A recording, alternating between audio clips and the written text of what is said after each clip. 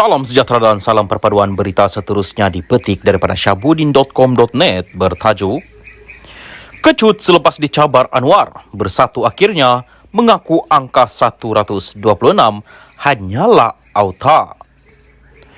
Bersatu akhirnya angkat tangan mengaku kalah serta sedar daripada mimpi tentang ketidakmampuan untuk menjatuhkan Perdana Menteri Anwar Ibrahim. Ketua Penerangan Bersatu Razali Idris berkata, kerajaan pimpinan Anwar cukup kukuh kedudukannya kerana mempunyai 148 sokongan ahli parlimen. Sangat sukar untuk pihak pembangkang mengatasi jumlah itu. Ia bukanlah satu perkara mudah, ujar beliau.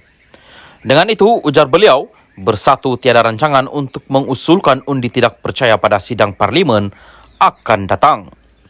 Begitupun untuk menutup malu atas ketidakmampuan yang digembar-gemburkan sejak minggu-minggu kebelakangan ini, beliau menyalahkan Anwar kerana memberi respon terhadap perkara tersebut yang kemudian mencabar blok pembangkang agar mengemukakan undi tidak percaya di parlimen jika benar mereka sudah mempunyai angka. Kenapa Anwar perlu memikirkan kabar angin atau gosip kecil di luar gelanggang? Sepatutnya beliau tidak perlu fikir berapa angka yang pihak pembangkang ada sebab kerajaan pimpinannya sudah cukup kukuh, iaitu mempunyai 148 kerusi tambah Razali lagi. Tiba-tiba nak salahkan Anwar pula? Kepada Ketua Penerangan Bersatu yang baru memegang jawatan tersebut, ingin ditanya, apakah isu menjatuhkan kerajaan hanya sekadar gosip kecil di luar gelanggang? Sedangkan yang menghebohkan angka 126 sebelum ini adalah seorang ahli majlis pimpinan tertinggi Bersatu sendiri.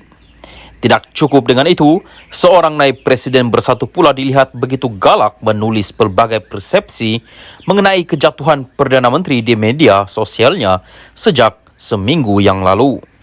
Isu kecil di luar gelanggangkah jika pemimpin kanan Bersatu sendiri turut jadi steam untuk menukar kerajaan? Dengan itu, ia sebenarnya bukanlah gosip kecil di luar gelanggang, tetapi secara sedar memang dicetuskan oleh Bersatu.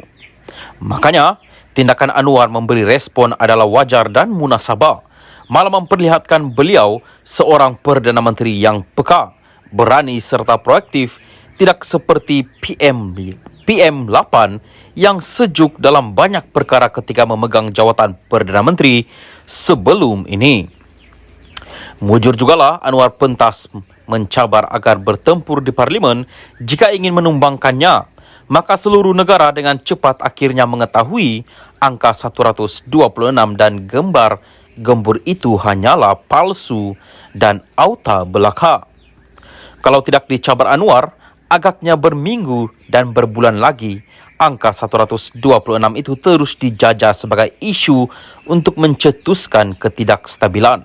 Seterusnya sebagai modal bagi sesetengah pemimpin parti itu untuk berangan-angan dan bermimpi kembali menjadi kerajaan dan dapat jadi menteri semula.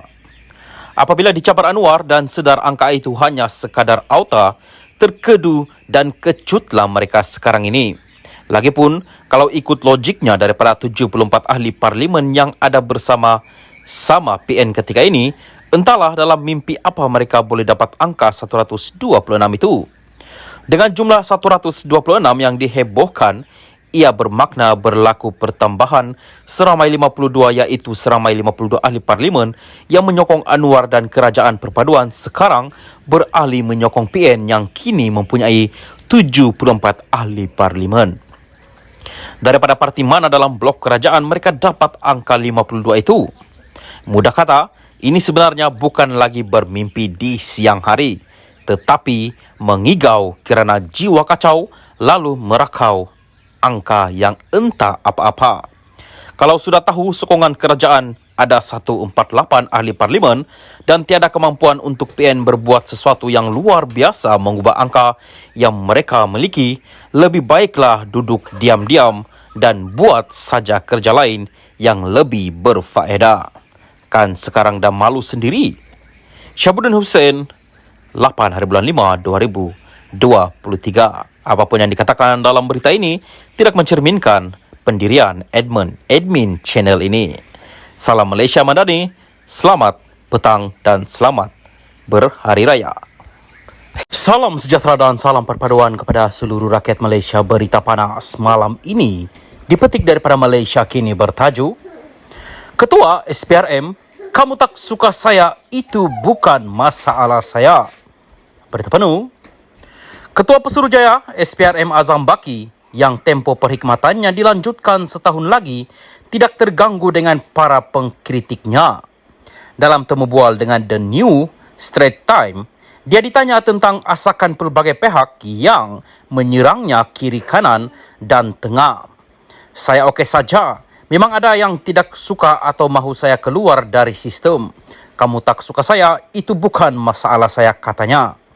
Sebelum ini, Azam terpelit dengan skandal pemilikan saham yang menimbulkan persoalan mengenai konflik kepentingan dan jika jumlah saham tersebut mampu dimiliki dengan gaji sebagai seorang penjawat awam.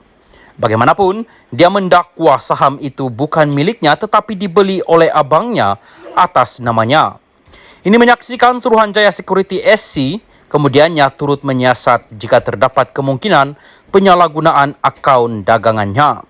SC akhirnya mendedahkan bahawa Azam mempunyai kawalan penuh ke atas akaun dagangannya sendiri dan tiada dagangan proksi yang terlibat.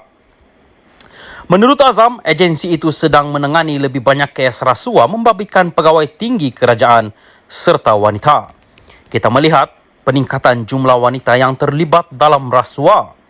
Pada 2019, hanya 9 wanita yang disabitkan dengan jenayah berkaitan rasuah, tetapi ini melonjak kepada 57 tahun lepas. Ini menunjukkan bahawa wanita juga terdedah dengan rasuah. Apabila ada peluang untuk rasuah, kedua-dua jantina akan mengambil kesempatan untuk memperkayakan diri masing-masing, katanya kepada akhbar harian berbahasa Inggeris itu.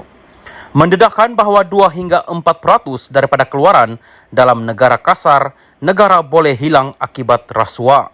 Azam berkata, SPRM tidak menumpukan kepada kes kepentingan awam untuk mengurangkan ketirisan. Ini berjumlah sehingga RM30 bilion hingga RM40 bilion setahun.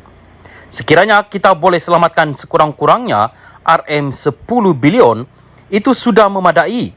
Kamu juga boleh menggunakan wang itu untuk membayar bonus kepada rakyat, katanya.